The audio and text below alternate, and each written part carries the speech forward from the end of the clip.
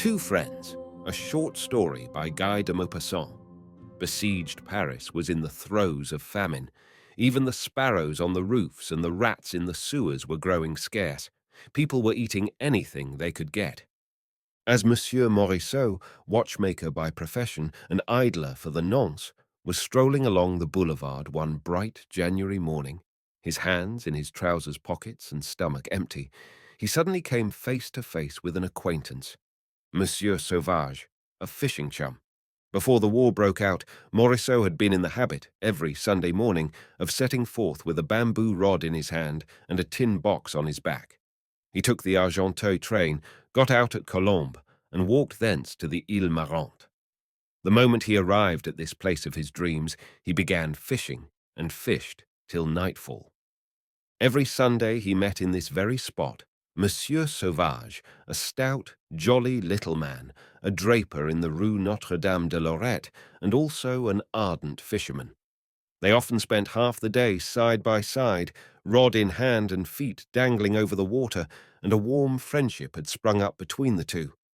Some days they did not speak, at other times they chatted, but they understood each other perfectly without the aid of words, having similar tastes and feelings. In the spring, about 10 o'clock in the morning, when the early sun caused a light mist to float on the water and gently warmed the backs of the two enthusiastic anglers, Morissot would occasionally remark to his neighbor, "My, but it's pleasant here." To which the other would reply, "I can't imagine anything better." And these few words sufficed to make them understand and appreciate each other. In the autumn, toward the close of day, when the setting sun shed a blood-red glow over the western sky, and the reflection of the crimson clouds tinged the whole river with red, brought a glow to the faces of the two friends, and gilded the trees, whose leaves were already turning at the first chill touch of winter, Monsieur Sauvage would sometimes smile at Morissot and say, "What a glorious spectacle!" And Morissot would answer, without taking his eyes from his float, "This is much better than the boulevard, isn't it?" As soon as they recognized each other, they shook hands cordially, affected at the thought of meeting under such changed circumstances. Monsieur Sauvage, with a sigh, murmured, "These are sad times." Morissot shook his head mournfully. "And such weather! This is the first fine day of the year." The sky was, in fact, of a bright, cloudless blue. They walked along, side by side, reflective and sad. "And to think of the fishing," said Morissot. "What good times we used to have." "When shall we be able to fish again?" asked Monsieur Sauvage. They entered a small café and took an absinthe together, then resumed their walk along the pavement. Morissot stopped suddenly. "Shall we have another absinthe?" he said. "If you like," agreed Monsieur Sauvage. And they entered another wine shop. They were quite unsteady when they came out, owing to the effect of the alcohol on their empty stomachs. It was a fine, mild day, and a gentle breeze fanned their faces. The fresh air completed the effect of the alcohol on Monsieur Sauvage. He stopped suddenly, saying, "Suppose we go there." "Where?" "Fishing." "But where?" "Why, to the old place. The French outposts are close to Colombes. I know Colonel Dumoulin, and we shall easily get leave to pass." Morissot trembled with desire. "Very well, I agree." And they separated to fetch their rods and lines. An hour later, they were walking side by side on the high road. Presently, they reached the villa occupied by the colonel. He smiled at their request and granted it. They resumed their walk, furnished with a password.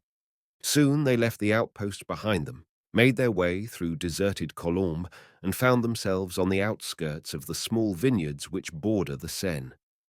It was about 11 o'clock. Before them lay the village of Argenteuil, apparently lifeless. The heights of Orgemont and Sanois dominated the landscape. The great plain, extending as far as Nanterre, was empty, quite empty, a waste of dun-colored soil and bare cherry trees. Monsieur Sauvage, pointing to the heights, murmured, "The Prussians are up yonder." And the sight of the deserted country filled the two friends with vague misgivings. The Prussians! They had never seen them as yet, but they had felt their presence in the neighborhood of Paris for months past, ruining France, pillaging, massacring, starving them, and a kind of superstitious terror mingled with the hatred they already felt toward this unknown, victorious nation. "Suppose we were to meet any of them," said Morissot. "We'd offer them some fish," replied Monsieur Sauvage, with that Parisian light-heartedness which nothing can wholly quench. Still, they hesitated to show themselves in the open country, overawed by the utter silence which reigned around them. At last, Monsieur Sauvage said boldly, "Come, we'll make a start. Only let us be careful." And they made their way through one of the vineyards, bent double, creeping along beneath the cover afforded by the vines, with eye and ear alert. A strip of bare ground remained to be crossed before they could gain the river-bank. They ran across this, and as soon as they were at the water's edge, concealed themselves among the dry reeds. Morissot placed his ear to the ground to ascertain, if possible, whether footsteps were coming their way. He heard nothing. They seemed to be utterly alone. Their confidence was restored, and they began to fish. Before them, the deserted Ile Marante hid them from the farther shore. The little restaurant was closed and looked as if it had been deserted for years. Monsieur Sauvage caught the first gudgeon, Monsieur Morissot the second, and almost every moment one or other raised his line with a little glittering, silvery fish wriggling at the end. They were having excellent sport. They slipped their catch gently into a close-meshed bag lying at their feet. They were filled with joy, the joy of once more indulging in a pastime of which they had long been deprived. The sun poured its rays on their backs. They no longer heard anything or thought of anything. They ignored the rest of the world. They were fishing. But suddenly, a rumbling sound, which seemed to come from the bowels of the earth, shook the ground beneath them. The cannon were resuming their thunder. Morissot turned his head and could see toward the left, beyond the banks of the river, the formidable outline of Mont Valérien, from whose summit arose a white puff of smoke. The next instant, a second puff followed the first, and in a few moments a fresh detonation made the earth tremble. Others followed, and minute by minute the mountain gave forth its deadly breath and a white puff of smoke, which rose slowly into the peaceful heaven and floated above the summit of the cliff. Monsieur Sauvage shrugged his shoulders. "They are at it again," he said. Morissot, who was anxiously watching his float bobbing up and down, was suddenly seized with the angry impatience of a peaceful man toward the madmen who were firing thus, and remarked indignantly, "What fools they are to kill one another like that!"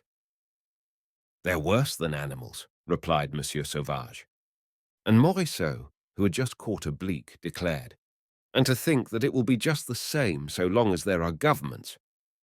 "The Republic would not have declared war," interposed Monsieur Sauvage. Morissot interrupted him. "Under a king we have foreign wars. Under a republic we have civil war." And the two began placidly discussing political problems with the sound common sense of peaceful, matter-of-fact citizens, agreeing on one point, that they would never be free.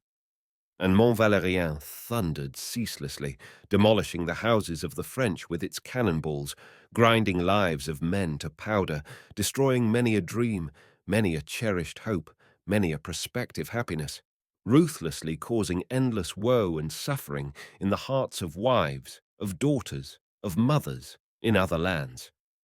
"Such is life," declared Monsieur Sauvage. "Say, rather, such is death," replied Morissot, laughing. But they suddenly trembled with alarm at the sound of footsteps behind them, and turning round, they perceived close at hand 4 tall, bearded men, dressed after the manner of livery servants and wearing flat caps on their heads. They were covering the 2 anglers with their rifles. The rods slipped from their owner's grasp and floated away down the river. In the space of a few seconds they were seized, bound, thrown into a boat, and taken across to the Ile Marante. And behind the house they had thought deserted were about a score of German soldiers. A shaggy-looking giant, who was bestriding a chair and smoking a long clay pipe, addressed them in excellent French with the words, "Well, gentlemen, Have you had good luck with your fishing?" Then a soldier deposited at the officer's feet the bag full of fish which he had taken care to bring away. The Prussian smiled. "Not bad, I see. But we have something else to talk about. Listen to me and don't be alarmed. You must know that in my eyes you are two spies sent to reconnoiter me and my movements. Naturally, I capture you and I shoot you. You pretended to be fishing, the better to disguise your real errand. You have fallen into my hands and must take the consequences. Such is war. But as you came here through the outposts, you must have a password for your return. Tell me that password, and I will let you go." The two friends, pale as death, stood silently side by side, a slight fluttering of the hands alone betraying their emotion. "No one will ever know," continued the officer. "You will return peacefully to your homes, and the secret will disappear with you. If you refuse, it means death, instant death. Choose." They stood motionless and did not open their lips. The Prussian, perfectly calm, went on, with hand outstretched toward the river. "Just think that in 5 minutes you will be at the bottom of that water. In 5 minutes. You have relations, I presume." Mont Valérien still thundered. The two fishermen remained silent. The German turned and gave an order in his own language. Then he moved his chair a little way off, that he might not be so near the prisoners, and a dozen men stepped forward, rifle in hand, and took up a position, 20 paces off. "I give you 1 minute," said the officer. "Not a second longer." Then he rose quickly, went over to the two Frenchmen, took Morissot by the arm, led him a short distance off, and said in a low voice, "Quick! The password! Your friend will know nothing. I will pretend to relent." Morissot answered not a word. Then the Prussian took Monsieur Sauvage aside in like manner and made him the same proposal. Monsieur Sauvage made no reply. Again they stood side by side. The officer issued his orders. The soldiers raised their rifles. Then by chance Morissot's eyes fell on the bag full of gudgeon lying in the grass a few feet from him. A ray of sunlight made the still quivering fish glisten like silver, and Morissot's heart sank. Despite his efforts at self-control, his eyes filled with tears. "Goodbye, Monsieur Sauvage," he faltered. "Goodbye, Monsieur Morissot," replied Sauvage. They shook hands, trembling from head to foot with a dread beyond their mastery. The officer cried, "Fire!" The 12 shots were as one. Monsieur Sauvage fell forward instantaneously. Morissot, being the taller, swayed slightly and fell across his friend with face turned skyward and blood oozing from a rent in the breast of his coat. The German issued fresh orders. His men dispersed and presently returned with ropes and large stones, which they attached to the feet of the two friends. Then they carried them to the river bank. Mont Valérien, its summit now enshrouded in smoke, still continued to thunder. 2 soldiers took Morissot by the head and the feet. 2 others did the same with Sauvage. The bodies, swung lustily by strong hands, were cast to a distance, and describing a curve, fell feet foremost into the stream. The water splashed high, foamed, eddied, then grew calm. Tiny waves lapped the shore. A few streaks of blood flecked the surface of the river. The officer, calm throughout, remarked with grim humor, "It's the fish's turn now." Then he retraced his way to the house. Suddenly he caught sight of the net full of gudgeons lying forgotten in the grass. He picked it up, examined it, smiled, and called, "Wilhelm!" A white-aproned soldier responded to the summons, and the Prussian, tossing him the catch of the 2 murdered men, said, "Have these fish fried for me at once, while they are still alive. They'll make a tasty dish." Then he resumed his pipe.